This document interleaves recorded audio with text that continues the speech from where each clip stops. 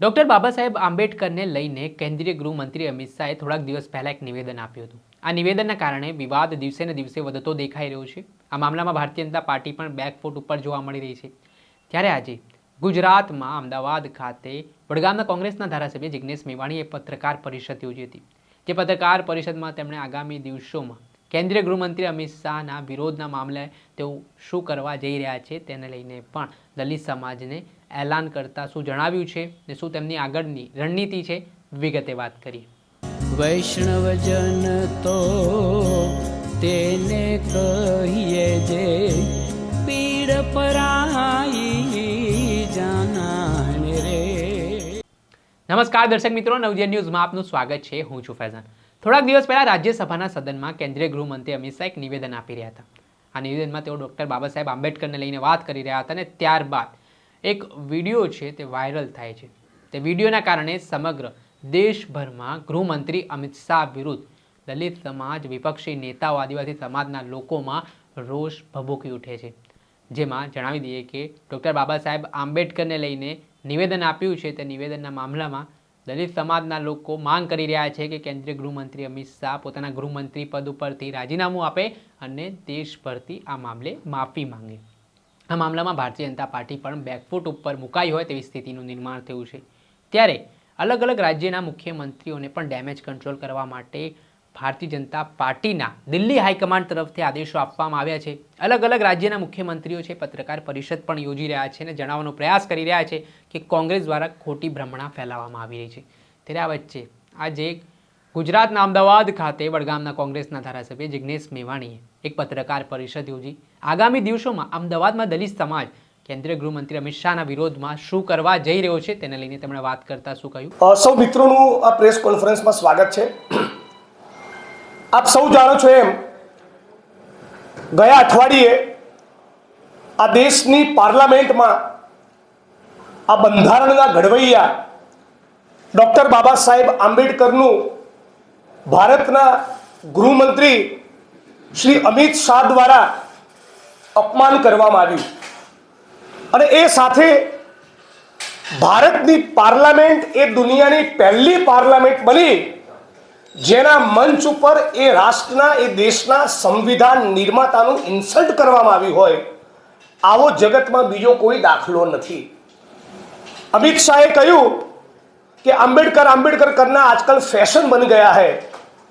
એના જવાબમાં સમગ્ર ગુજરાત અને ભારતના વંચિતો વતી, ગરીબો, દલિતો, આદિવાસી, ઓબીસી સમુદાય વતી અમે કહેવા માંગીએ છીએ કે ડૉક્ટર આંબેડકર બાબા સાહેબ એ અમારા માટે ફેશન નહીં, એ અમારા માટે પેશન છે, અમારા માટે પેશન છે. એમણે કહ્યું કે ડૉક્ટર બાબા સાહેબ આંબેડકરનું આટલું બધું નામ લેવાના બદલે ભગવાનનું નામ લીધું હોત તો 7 જન્મ સુધી સ્વર્ગ મળત. અમિત શાહ, ભારતીય જનતા પાર્ટી અને આરએસએસને કહેવા માંગુ છું કે અમારે મૃત્યુ પછીનું સ્વર્ગ નથી જોઈતું.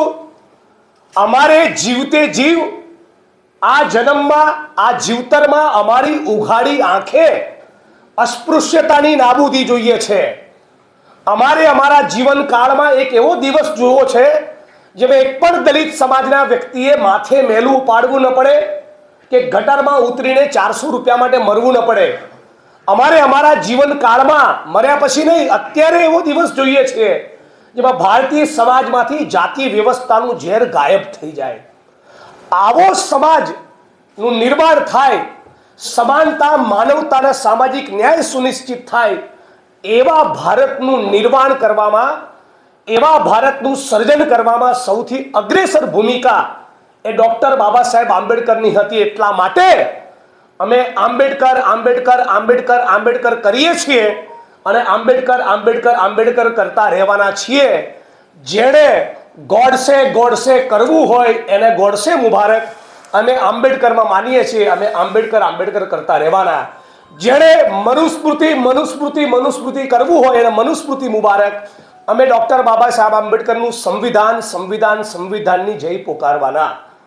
અને અમિત શાહે આટલા ભયંકર ઓબીસી, આદિવાસી, દલિત સમાજના આક્રોશ છતાં, વિપક્ષી દળોની નારાજગી, એમના રેલીઓ અને પ્રોટેસ્ટ છતાં ગુજરાતમાં પણ મહીસાગરમાં, થરાદમાં, ધોળકામાં, સૌરાષ્ટ્રમાં અનેક જગ્યાએ અમિત શાહનું પૂતળું સળગાવવામાં આવ્યું.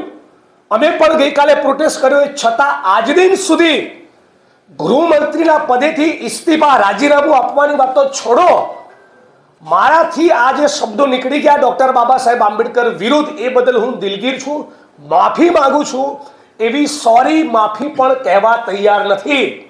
અને આવું જ વર્તન 23 ઓક્ટોબરના દિવસે મહીસાગરની કલેક્ટર નેહા કુમારી દુબેએ પણ કર્યું. એમણે દલિત સમાજના યુવાનને બાસ્ટર્ડ કીધો, હરામી કીધો, ચપ્પલથી મારવાની વાત કરી અને સમગ્ર ગુજરાત અને દેશના આદિવાસી દલિતોનું અપમાન કરતા કહ્યું કે 90% આદિવાસી અને દલિતો એટ્રોસિટીઝના કેસ બ્લેકમેલિંગ માટે કરે છે. એમણે પણ આજ દિવસ સુધી માફી માંગી નથી. એટલે સરકારી કાર્યક્રમનો મંચ હોય કે પાર્લામેન્ટનો મંચ હોય, આ દેશના નેતાઓ અને અધિકારીઓ દલિતોનું, આદિવાસીઓનું, ઓબીસીનું, ભારતના સંવિધાનનું અને ડોક્ટર બાબા સાહેબ આંબેડકરનું અપમાન કરતા ખચકાતા નથી. નરેન્દ્ર મોદી જે સંવિધાનની કોપી ભારતના પ્રધાનમંત્રી તરીકે પોતાના લલાટ ઉપર મૂકે છે, એ પ્રધાનમંત્રીના કાર્યકાળ દરમિયાન જ દિલ્હીની સડકો પર આપણા દેશના બંધારણની કોપીઓને સળગાવવામાં આવી. એમના સાંસદો, મંત્રીઓ વારંવાર કહેતા રહ્યા કે અમે આ દેશનું બંધારણ બદલવા આવ્યા છીએ. એટલે હું સતત કહેતો હોઉં છું કે આરએસએસ, બીજેપી, મોદી અને શાહને સૌથી વધારે કોઈક નેતા માટે ઘૃણા અને નફરત હોય તે છે doctor Baba Saheb Ambedkar. RSS, BJP અને મોદી, શાહની જોડીને સૌથી વધારે કોઈ નીતિ માટે નફરત હોય તો એ છે ઓબીસી, આદિવાસી, દલિત સમાજને મળનારી અનામત. અને આરએસએસ, બીજેપી અને મોદી શાહની જોડીને સૌથી વધારે કોઈ પુસ્તક માટે નફરત હોય એ છે ડોક્ટર બાબા સાહેબ આંબેડકરની કલમે લખાયેલું સંવિધાન. આ વાત બહુ સ્પષ્ટ થઈ ચૂકી છે અને એટલા માટે ગુજરાત અને દેશના બહુજનોમાં, ઓબીસી, આદિવાસી, દલિતોમાં ભયંકર આક્રોશ છે.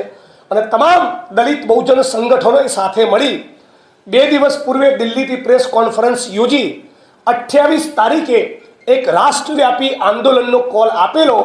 એ કોલને ઝીલીને અમે પણ બધા જ દલિત, આદિવાસી, ઓબીસી સંગઠનો સાથે મળી બિન રાજકીય રીતે ખોખરામાં જે જગ્યાએ ડોક્ટર બાબા સાહેબ આંબેડકરની પ્રતિમાને ખંડિત કરવામાં આવી ત્યાંથી નીકળી બહેરામપુરા ગીતા મંદિર થઈ સારંગપુર ડોક્ટર બાબા સાહેબ આંબેડકરના સ્ટેચ્યુ સુધી પહોંચી અમારો જબરદસ્ત વિરોધનો કાર્યક્રમ કરવાના છીએ, પ્રોટેસ્ટ નોંધાવવાના છીએ.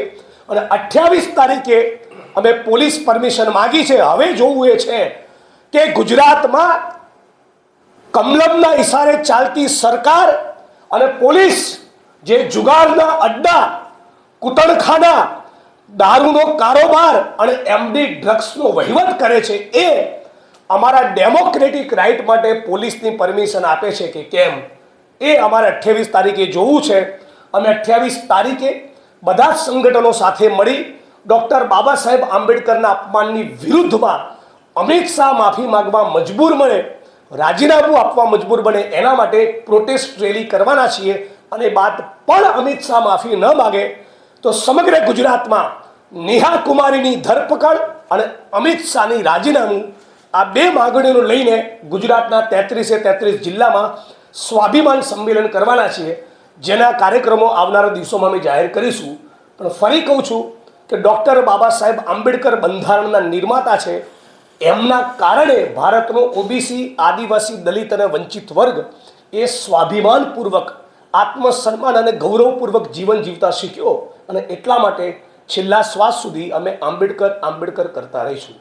આવતા વડગામના કોંગ્રેસના ધારાસભ્ય જિગ્નેશ મેવાણી તેમણે કેન્દ્રીય ગૃહમંત્રી અમિત શાહનું નિવેદન કોટ કર્યું હતું અને તેમણે કહ્યું કે દલિત સમાજ માટે સ્વર્ગ એ છે કે અસ્પૃશ્યતા દેશમાં નાબૂદ થઈ જાય. તેમણે કહ્યું કે દલિત સમાજને સમાનતાનો અધિકાર મળે તે દિવસે માનશે કે તેઓ સ્વર્ગમાં છે. પરંતુ જે રીતની તેમના દ્વારા વાત કરવામાં આવી હતી તેને લઈને વડગામના કોંગ્રેસના ધારાસભ્ય જિગ્નેશ મેવાણીએ આગળના દિવસોમાં રણનીતિ તૈયાર કરી છે. 28 ડિસેમ્બરે અમદાવાદ ખાતે ખોખરા સર્કલથી સાળંગપુર, જ્યાં ડૉક્ટર બાબા સાહેબ આંબેડકરની પ્રતિમા આવેલી છે, ત્યાં એક વિશાળ રેલી યોજાવા જઈ રહી છે, જે ગૃહમંત્રી અમિત શાહના વિરોધમાં આ રેલી નીકાળવામાં આવશે તેવી પણ વાત કહેવાઈ રહી છે.